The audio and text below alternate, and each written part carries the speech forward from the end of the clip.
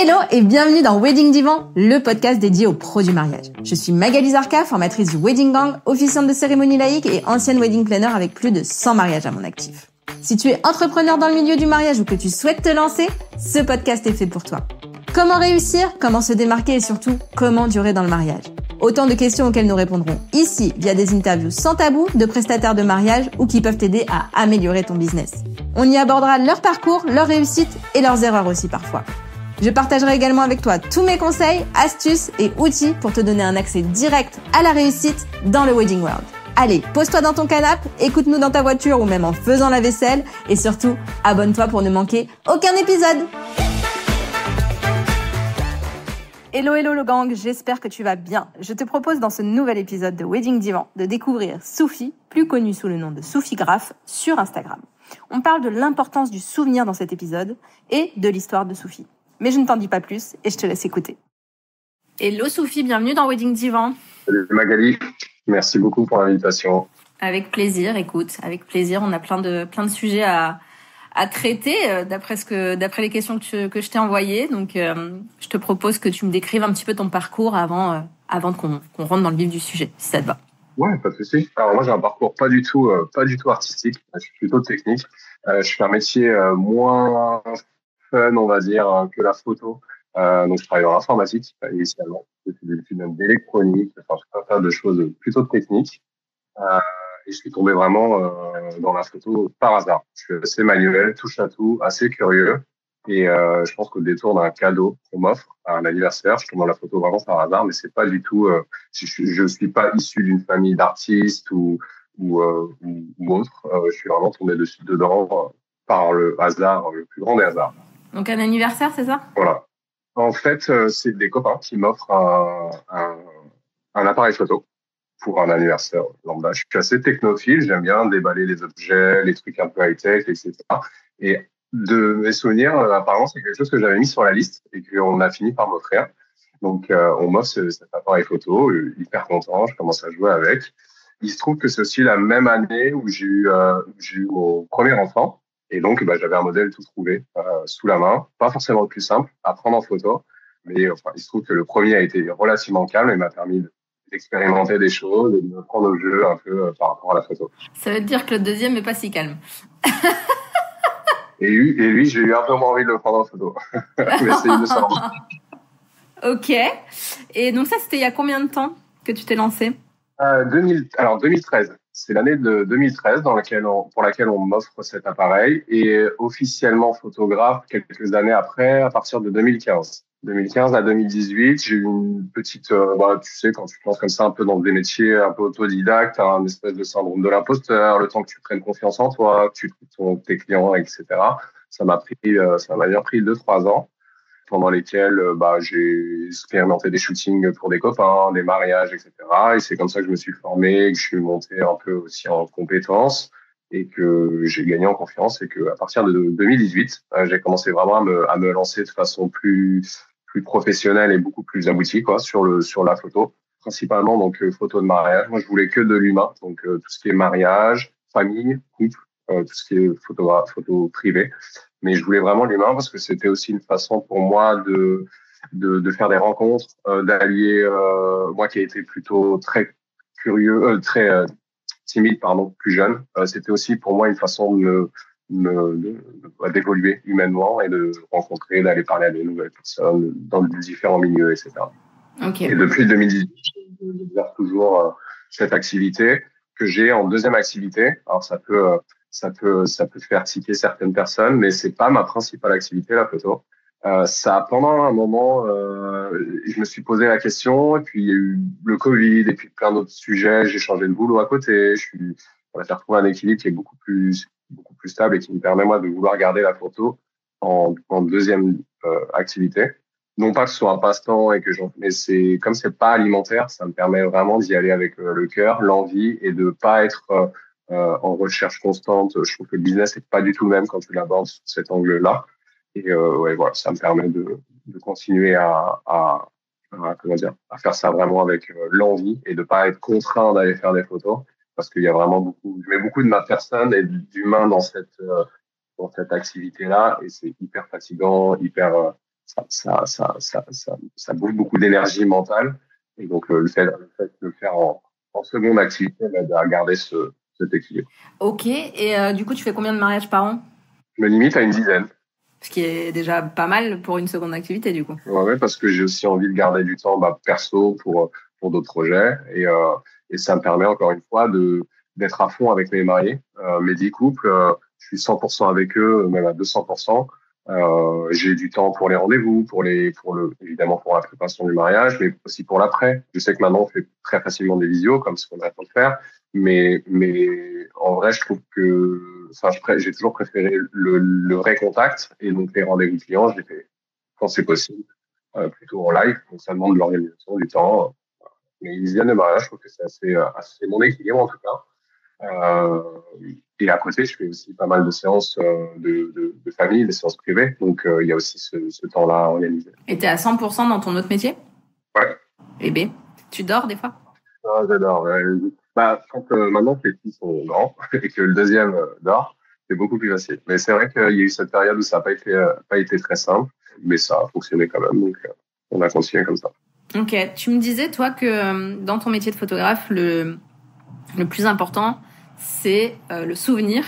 C'est quoi pour toi un vrai souvenir, celui qui reste? Écoute, moi, ce qui m'a amené dans la photo, c'est un événement, ce qui m'a fait prendre conscience que le souvenir était très, très important. C'est un événement qui est à la fois, du coup, dont je suis reconnaissant d'une certaine façon, mais qui est pas hyper joyeux. Donc, je te disais qu'en 2013, on m'offre cet appareil photo. Le 1er octobre, mon fils naît, donc le plus grand, moi. Pendant plusieurs jours, je m'exerce sur lui pour faire des photos, envoyer aux parents, etc., aux grands-parents, etc. 3 semaines après, j'ai le meilleur ami de mon frère qui m'appelle pour me dire qu'il a eu un très grave accident de voiture, qu'il est pronostic vital engagé, etc. Donc, si tu vois, en quelques jours, je passe du moment où je coupe le cordon pour la naissance de mon fils, et quelques semaines après, on me demande est-ce que, à l'issue des différents pronostics qui sont réalisés sur mon frère, on me demande est-ce qu'il faut continuer ou pas. Donc, c'est vraiment genre un mois d'octobre noir, horrible, durant lequel j'étais en train de planer après la naissance, et là, je tombe. Voilà. C'est vraiment un souvenir hyper important dans ma vie, malheureusement. Donc, il se trouve que mon frère décède. Entre ce moment où il a eu son accident et la naissance de mon fils, il est passé à la maison de façon vraiment lambda, aléatoire. Il vient, t'es à la maison, est-ce que je peux passer boire un café? Donc, il est passé. Je lui ai remis mon fils dans les bras le temps de prendre une douche. Je me suis dit que j'étais seul, donc c'était l'occasion de pas laisser le petit dans un couffin ou autre. Et je trouvais que c'était cool, lui qui était assez intimidé par son neveu, c'était le premier dans la famille, etc. Donc je lui remets mon fils dans les bras, il s'installe sur un canapé, je vais prendre ma douche, je profite, etc. Et quand je reviens, ils y sont tous les deux sur les canapés. Et lui, il est hyper intimidé, c'est tout nouveau, il sait pas comment faire, etc. Non pas que j'étais plus expérimenté parce que moi non plus j'étais pas trop encore. Et il se trouve que je fais une photo vraiment tout à fait banale avec mon téléphone, lumière horrible, tenue d'un jour lambda. Enfin voilà, c'est la photo qui reste. Et il se trouve malheureusement et heureusement en tout cas que c'est cette seule photo que j'aurai à jamais de lui et de mon neveu. Photo qui est non préparée, non travaillée, vraiment la photo comme on peut tous faire avec nos smartphones. Et ensuite, il se passe l'accident et donc j'aurai plus jamais l'occasion de refaire ce type de photo. Et au fur et à mesure que je m'amuse, la vie reprend son cours. Au fur et à mesure que je m'amuse avec l'appareil, je me rends compte de ce souvenir que j'ai en plus failli perdre parce que j'ai perdu mon téléphone. Heureusement, je l'avais imprimé vraiment dans une borne. Encore une fois, tout le process là pour l'instant, le coup, il est vraiment éclaté. C'est une borne de chez Auchan, c'est des photos hyper moches en soi en termes de qualité, etc. Mais j'ai cette photo papier et j'ai réussi à récupérer ce JPEG. Et c'est les deux seuls objets que je pourrais jamais garder de ce moment-là. Donc, je me suis dit, OK, donc hyper important les souvenirs. On ne sait pas ce qui peut se passer dans la vie, que ce soit des événements tristes ou gays, peu importe. Mais à partir de ce moment-là, j'ai compris vraiment l'importance de la conservation des souvenirs et de l'importance qu'il fallait leur donner. C'est à partir de là que je me suis dit, j'ai envie de continuer la photo, d'immortaliser ces moments-là pour les gens, quels que soient les événements. Et du coup, ma question d'après, c'était est-ce que tu te rappelles de la première photo qui t'a vraiment marqué et qui t'a donné envie de te lancer? Est-ce que c'est celle-là ou... celle-ci, ouais, c'est exactement celle-ci. Parce que c'est encore une fois, c'est une photo que je pourrais plus jamais reproduire.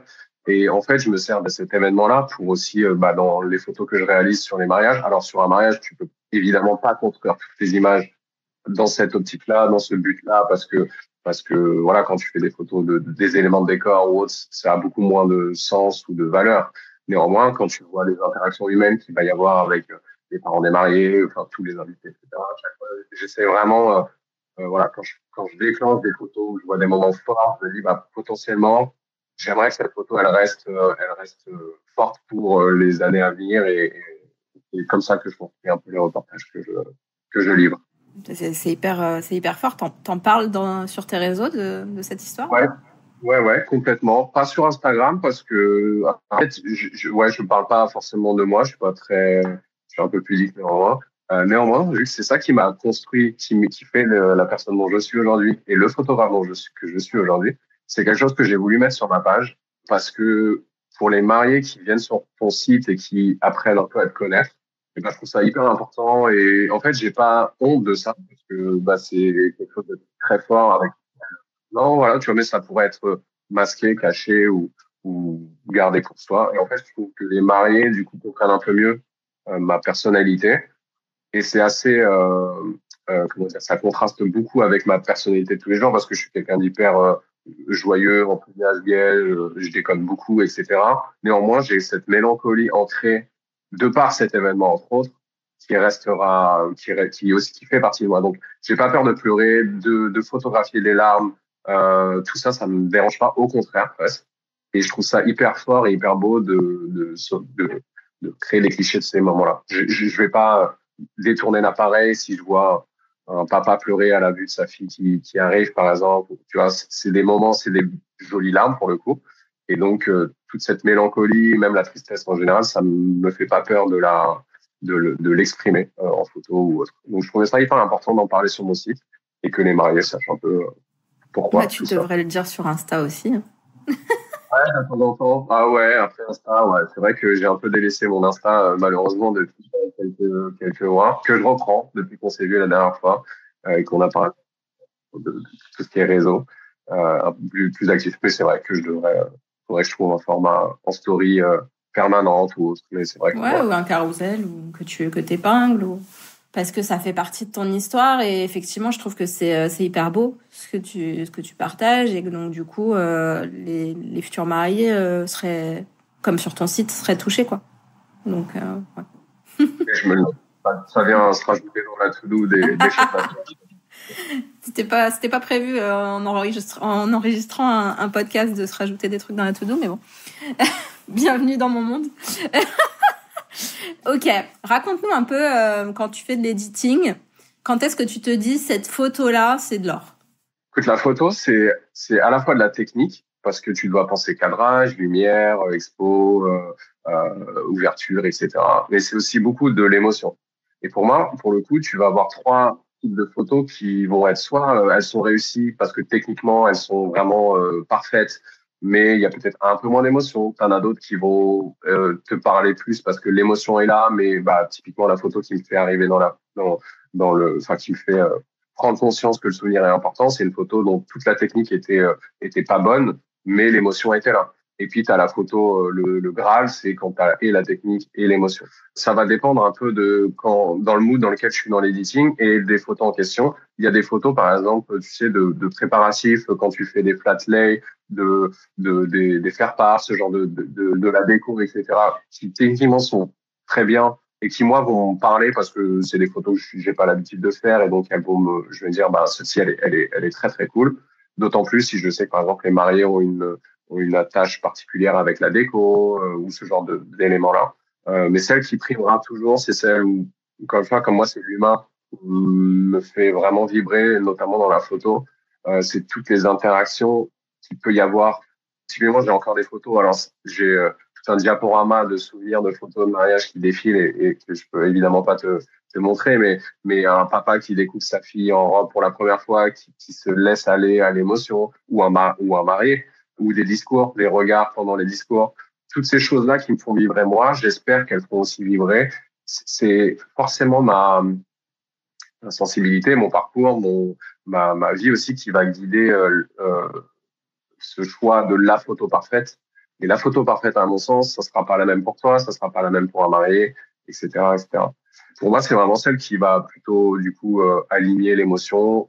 De mon côté aussi, la technique. J'ai quand même envie de livrer des photos à mes mariés qui soient techniquement réussis. Et si jamais, euh, sur l'instant, parce que ça reste quand même du reportage, je dois privilégier une émotion à la technique, c'est vraiment ça que je vais vouloir sauvegarder. Et j'espère que du coup, c'est ces photos-là qui parleront le plus aux mariés.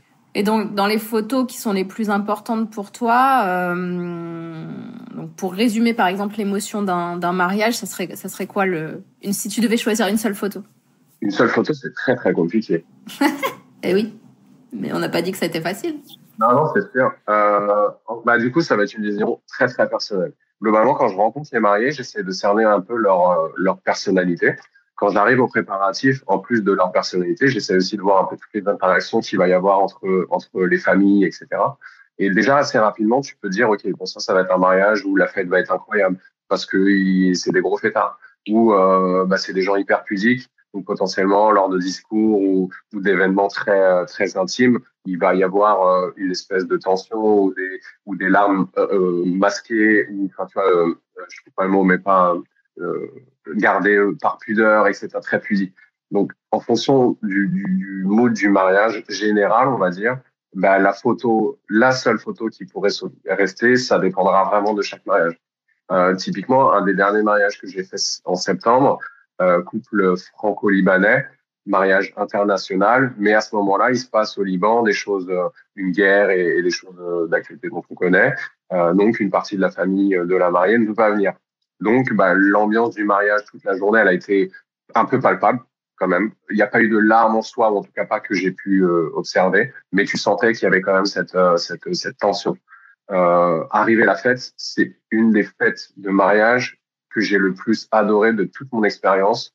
Une piste incroyable. Vraiment, 100% des gens étaient sur la piste, comme si, tu sais, je sais pas, comme si, One Life, il se passe ce qui se passe, mais nous, là, tout de suite, on a envie de profiter et c'est de ça qu'on a envie de se souvenir. J'ai jamais vu autant d'énergie dans cette, alors, du coup, sur ce mariage-là, ça pourrait être une photo de la soirée. Lambda, mais avec tous ces sourires, cette énergie et tout. Et moi, de ce mariage-là, ça pourrait être cette photo qui resterait. Ce qui sera pas le cas sur un autre mariage, etc. Ça dépend vraiment du couple et de l'événement finalement. Et il ressemble à quoi tes couples préférés ou tes mariages préférés?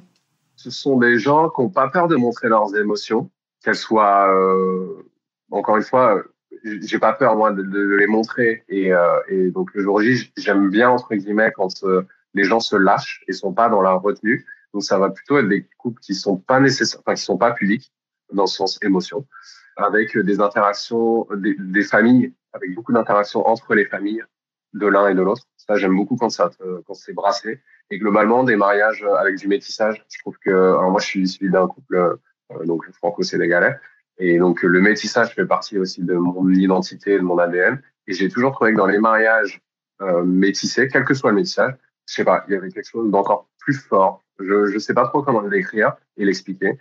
Donc ça sera ce genre de couple-là, et assez fêtard parce que pour le coup, je propose des formules, une qui s'arrête à la fin du repas et une qui va jusqu'à la soirée. Je ne vends quasi que celle qui va jusqu'à la soirée. Et finir le mariage, l'accompagnement de ces mariés sur une note festive, c'est vraiment aussi quelque chose que j'aime beaucoup. Pas mal, préfère repartir après le repas. C'est sûr que ça fait des journées beaucoup moins longues.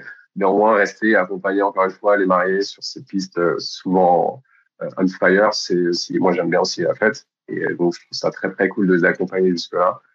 Sur la piste, c'est encore des autres visages. Tu vois toute la tension qui s'est libérée de la journée et bah, la fête aidant, parfois l'alcool ou pas. Du coup, je trouve que les gens se lâchent encore plus. Donc, ça serait des mariés fêtards, pas pudiques, qui n'ont pas peur de montrer leurs émotions et qui osent dire les choses lors de discours ou pendant la cérémonie. Ça t'arrive de pleurer derrière ton Ouais, appareil? ouais. Mais tu sais, j'ai un vrai problème technique. Anecdote. Je vois rien avec les larmes. Non, mais jusqu'à il y a quelques années, on utilisait donc des réflexes. derrière les, enfin, qu'on utilisait en visant dans le petit feuilleton. Et donc, ça me permettait, moi, de me masquer un petit peu quand je prenais des photos. Et dès qu'il y avait des discours un peu émouvants ou autres, je faisais genre, je prenais des photos et personne ne me voyait. Sauf que là, avec la révolution de l'hybride, du coup, c'est plutôt une visée que tu fais avec l'écran et donc je n'ai plus rien devant les yeux pour me masquer lors de ce genre de moment. Et donc voilà, j'essaie de respirer. Mais effectivement, ouais, il y a beaucoup de choses, beaucoup de moments qui me parlent et encore une fois, je vais pas me mettre à pleurer en pleine cérémonie laïque, ça serait beaucoup trop bizarre. Je Ça pense que m'arrive les gens moi. Alors que je suis derrière le micro, je pleure. Hein. ouais, bah alors du coup, t'es en fond, ouais, bah, non, mais encore une fois, faut prendre un exemple, mais je me reconcentre et ça va mieux, mais il y a beaucoup Ça de nous rend moments, humains. exactement. Mais pendant les discours, pendant l'échange des vœux, pendant même des mots qui sont pas, même des moments qui sont pas forcément officiels, mais quand pendant les prépas, t'as la maman ou le papa qui dit des choses à son enfant, je trouve ça hyper émouvant. Moi, ça me parle parce que c'est des moments où j'ai pas pu vivre, parce que j'ai aussi perdu mon papa quelques années après. Et donc, quand à l'époque je m'étais marié, j'avais pas eu ces occasions-là. Donc, tout ce qui m'a manqué, ce que j'aurais aimé vivre, ça me parle forcément de le voir et ça m'émeut de voir ce papa qui fait un discours à son fils. Je trouve ça hyper beau. Et, euh, et voilà. Et oui, je comprends très très bien puisque j'ai perdu mon père 3 mois avant mon mariage, moi. Donc oui, je comprends très bien. C'est un truc que j'aurais bien voulu vivre avec lui. Il n'a pas connu mon fils. Enfin, tu vois, c'est des choses Pareil. que j'aurais bien voulu voir avec lui. Enfin, vivre avec lui en tout cas.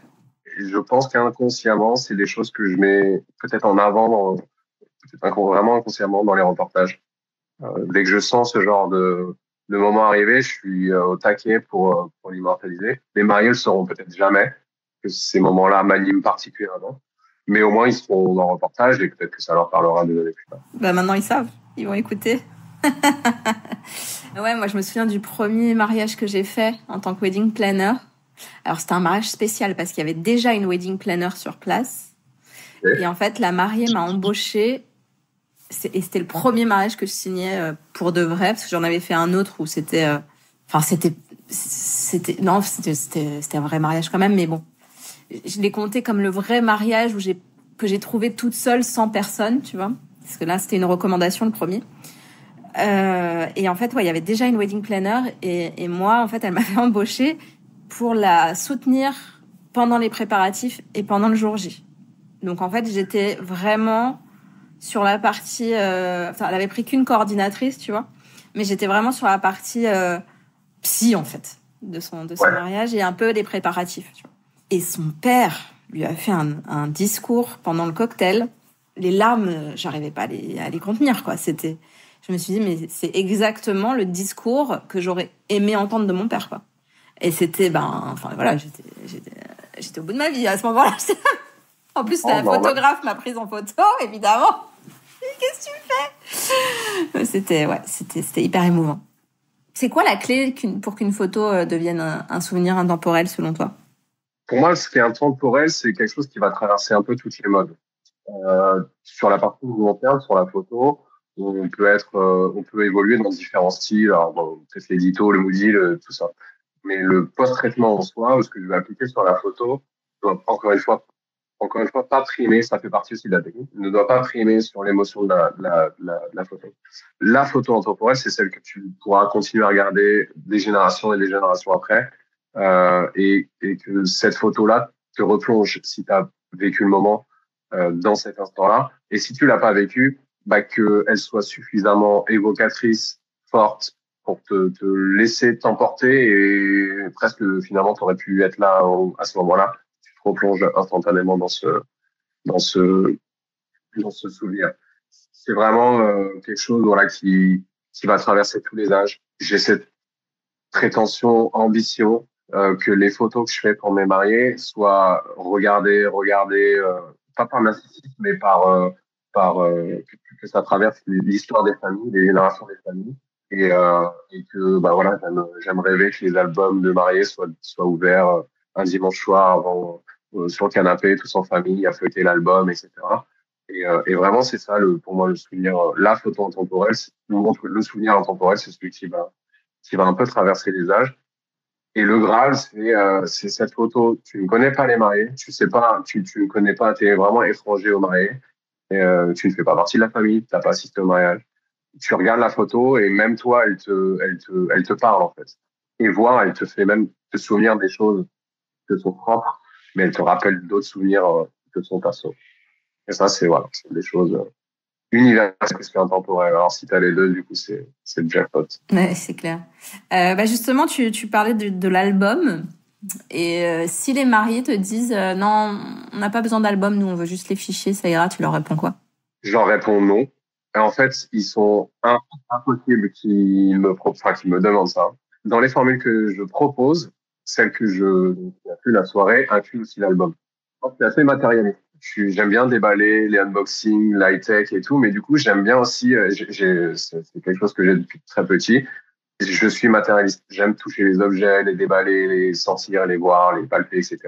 Et du coup, j'ai inclus l'album parce que je sais que dans nos générations, on a tendance à tout laisser dans des bouts ou des clés USB et rappeler le photographe 3 ans après parce que tu as déménagé, tu as tout perdu, ou que tu n'as plus le lien du WeTransfer, etc. Et l'album, même s'il peut se passer plein de trucs de physique où tu peux le perdre aussi, l'album, il vient matérialiser et concrétiser la prestation et finir la prestation.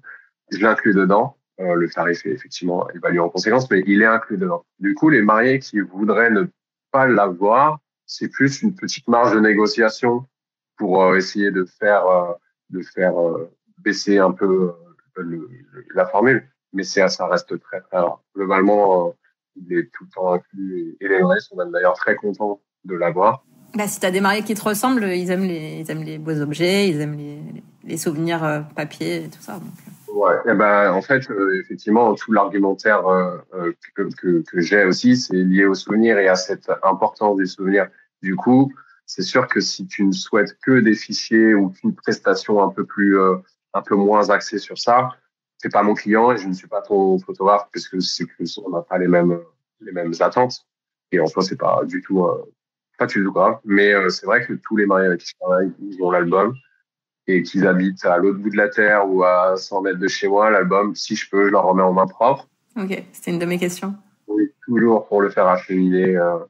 Ouais, c'est impossible de pas réussir en ce moment à faire ça actuellement, mais voilà, ils ont toujours leur album. Ça prendra le temps que ça prend. Il y a des fois des mariés qui tardent à revenir vers moi après la prestation pour la construction de l'album parce que ils sont dans leur vie train-train, etc. et c'est compliqué. Mais je finis toujours par le livrer. Mais ça veut dire quoi? Ça veut dire que c'est eux qui te disent quelle photo ils veulent? C'est quoi? En fait, ça dépend. Moi, je leur envoie toujours une maquette. L'album, j'ai vu avec eux. Soit ils me font confiance 100% et je pars d'une maquette vierge et je leur fais une proposition que je leur soumets, qui valide. Ils ont la possibilité de changer tout ce qu'il y a dans l'album, donc aussi bien le choix des photos, l'emplacement, etc. Moi, l'album que je vais leur proposer, c'est un album qui me parle à moi, entre guillemets, et ça va être des photos qui m'ont plu ou que je sais qu'elles ont plu, mais bon, j'ai pas la prétention de faire l'album 100% bingo du premier coup. Et encore une fois, comme c'est un objet que eux gardent, j'ai vraiment envie que qu'ils se l'approprient et donc ils ont le loisir de tout faire modifier dans l'album. Donc il peut y avoir quelques échanges comme ça en retour pour valider la maquette. Et puis après, il y a des mariés qui, après le mariage, ont des vies hyper, comment dire, chargées, qui ont plein de choses et qui reviennent pas forcément tout de suite derrière moi. Donc des fois, ça peut prendre 1 an, voire plus. J'ai des mariages de 2023, donc j'ai pas encore fini de livrer l'album parce que les échanges avec les mariés sont plus compliqués. Mais c'est quelque chose qui est inclus et c'est quelque chose que j'ai envie de finaliser. Pour moi, j'ai toujours la prestation est pas terminée tant que l'album est pas remis. Ok. Est-ce que tu as une astuce pour les pros du mariage pour encourager les couples à se replonger régulièrement dans leurs photos de mariage? Moi, je leur parle de comment moi je fais, mais en espérant que ça leur soit utile. Mais encore une fois, moi, j'ai des souvenirs de plus jeunes, de moments où je tombais sur la valise d'albums photos. À l'époque, donc à l'argentique, etc., il n'y avait pas du tout de numérique. Des photos de famille, de moi petit avec mes parents, mon frère, etc. Mais aussi des photos de mes parents petits, de leurs photos à eux. Et donc, c'était une occasion de se rassembler dans le salon et de passer 1 heure à regarder les photos. Et ce qui était hyper intéressant et fort, c'est que ces moments-là, pour moi, ils viennent il me renvoie il renvoyait aux souvenirs que les personnes avaient eu. Donc, typiquement, ma mère qui me montrait les photos d'elle petite, bah, elle me racontait l'histoire de cette photo. Et donc, ça lui faisait aussi un travail, entre guillemets, de mémoire, de souvenir. Aujourd'hui, on vit tous plein de choses et c'est normal d'oublier certaines choses. Et moi, c'est quelque chose qui me fait extrêmement peur. En plus, au-delà c'est même pas une question de perte de mémoire, c'est jusqu'à un moment, bah, t'es obligé de faire du tri dans tes souvenirs. Et oublier des choses comme ça me fait vraiment peur. Je peux pas prendre tout en photo. Et donc, j'aime bien comme ça essayer de m'en repasser les histoires. Ouais, rien que pour me rafraîchir la mémoire, finalement. Et donc, les mariés, je les encourage vraiment, bah, de temps en temps, à se mettre devant l'album avec les enfants, quand ils en ont, se remettre. Et puis même les enfants, ils vont les voir à 1 an, à 5 ans, quand ils seront plus grands, ou quand eux seront en âge de se marier, ils se rappelleront peut-être de ces moments qu'ils ont passés avec leurs parents à regarder les photos de papa et maman au mariage. Enfin, voilà, c'est ce genre d'événement-là que je trouve hyper important. Et que ce soit pour le mariage ou même les photos de couple et les séances privées que je fais pour les familles, j'incite beaucoup à imprimer. Je vends pas de tirage. Je vends pas de prestation d'impression ou autre. Je les encourage juste à le faire d'eux-mêmes. Il y a des familles avec qui ça marche bien. J'ai encore eu un message privé sur Insta d'une mariée de l'année dernière qui vient de recevoir ses tirages, qui a vu un peu grand dans les dimensions des photos. Mais c'est pas grave, elle a des énormes photos plus grandes que du A3, mais que je suis hyper fier bah, du coup, il y a aussi cette petite fierté, on va pas se mentir, de voir trôner dans leur salon. Et ça, je trouve ça trop bien. Au-delà de l'album, qui est, voilà, ça nécessite de se poser, de le feuilleter. Moi, j'imprime beaucoup de cartes quand j'ai des photos coup de cœur, pépites. Je fais l'effort de m'offrir ce cadeau et d'imprimer la photo, de la mettre le cadre et de la ficher à la maison. Et je trouve la démarche beaucoup plus louable que de laisser trôner ces photos dans les 20 000 autres photos du cloud, brassées entre la photo de ta place de parking que tu veux pas oublier, ton ticket de vestiaire parce que tu es en soirée que tu veux pas le faire. Enfin, tu vois, tout est brassé en fait. Et c'est vrai que dans ton cloud, tu as des photos qui peuvent être importantes, d'autres moins. Et tu peux pas trier par rôle, par importance. Tout est brassé. Et le jour où tu perds ton cloud, bah, tu perds tous tes souvenirs. Alors, si tu as imprimé, si tu as mis dans des albums, si tu as quand même déjà fait une petite partie de sauvegarde. Justement, c'est quoi pour toi l'avenir de la photo de mariage dans un monde où tout est numérique? Je pense pas que le numérique va venir tout détrôner. Après, il y a aussi des effets de mode. Bon, il y a des modes technologiques, mais je pense que les couples, les mariés, et même les familles en général, impriment j'espère qu'ils impriment de plus en plus. Le numérique, nous, en tout cas techniquement parlant, il nous apporte un confort, une ergonomie et effectivement de la technologie supplémentaire pour aller faire des photos presque entre guillemets encore plus belles, plus réussies techniquement parlant. Mais j'ai pas peur de tout ça, même de tout ce qui est IA. L'IA, elle va pouvoir remplacer un certain domaine de photos, peut-être du packshot, de la photo de produits, des choses comme ça, mais elle remplacera jamais, à mon sens, le photographe ou la photographe qui sera avec toi dans un événement et qui t'offrira sa vision du moment et avec des choix artistiques, techniques, etc. Euh, je pense pas qu'il y a ce genre de choses-là. Et en tout cas, si tel était le cas, ben, c'est juste que les personnes qui feraient appel à ce type de service seront pas mes clients. Et encore une fois, je pense pas que je perdrais.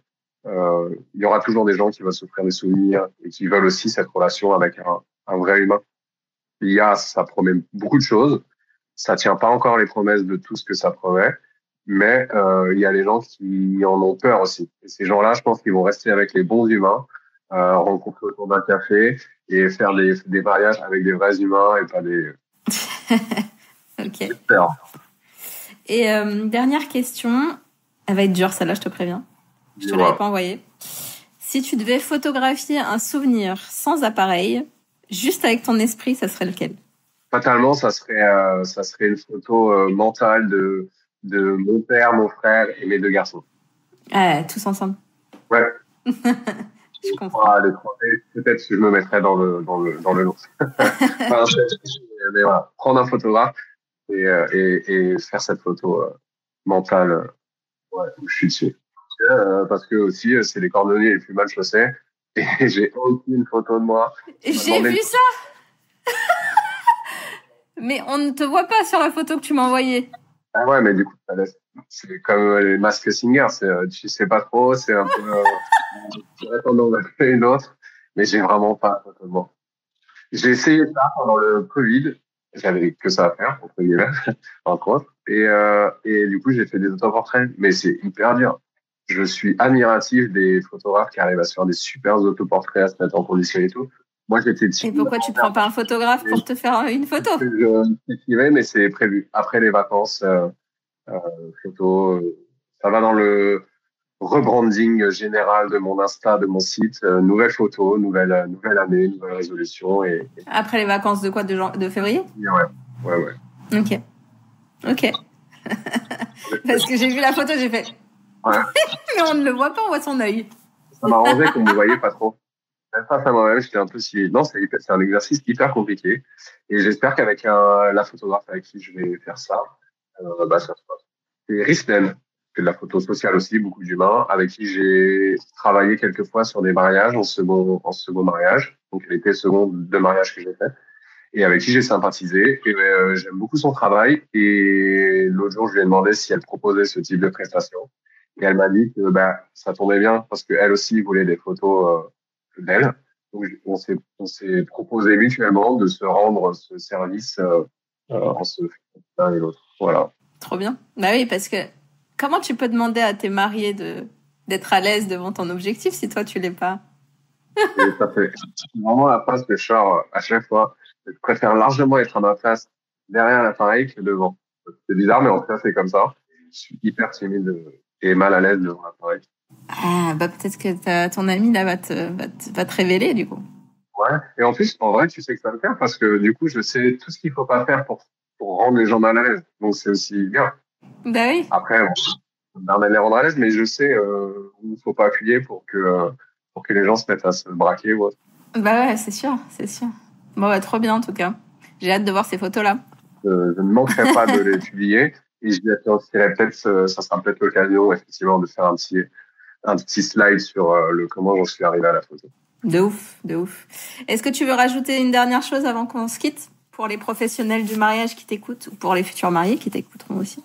Il faudrait que j'ai la prétention de pouvoir apprendre quoi que ce soit à quelqu'un, je sais pas. Continuer à émouvoir et à sauvegarder les souvenirs précieux de nos clients, de nos mariés, de nos familles, des couples, quelle que soit la configuration. Mais ouais, c'est hyper important. On a un rôle, je pense, fondamental dans le mariage. C'est nous et les vidéastes, mais je reste sur mon domaine, qui pérennisons tout ce qui va se dérouler dans cette journée. La bague peut rester, la robe pourra rester, tout ce qui est traiteur, ça ne restera évidemment pas. Les souvenirs des gens, ils resteront dans leur tête à un certain moment, mais fatalement, au bout d'un moment, ça finira par partir de leur esprit. Et l'album, les photos, les vidéos, c'est des choses qui vont rester, qui pourraient être revisionnées, rafraîchir un peu la mémoire de tout le monde. Et c'est quelque chose de hyper précieux, ce qu'on leur offre. Et ce qu'on s'offre aussi, parce que moi, ça me construit et ça me fait grandir à chaque mariage, ce genre de mission. Super. Bah, merci Sophie. Merci à toi. C'était très, très cool. Ouais, trop cool. Merci. À bientôt. À bientôt. Et voilà le gang, j'espère que cet épisode t'aura plu autant qu'à moi. Si c'est le cas, partage-le sur Insta en nous taguant Sophie Graff et moi, le Wedding Gang, ça nous fera trop plaisir. Et bien sûr, tu peux toujours mettre 5 étoiles au podcast sur Apple Podcast ou Spotify, c'est ce qui m'aide le plus à faire connaître Wedding Divan. Un immense merci à toi et à très vite pour le prochain épisode.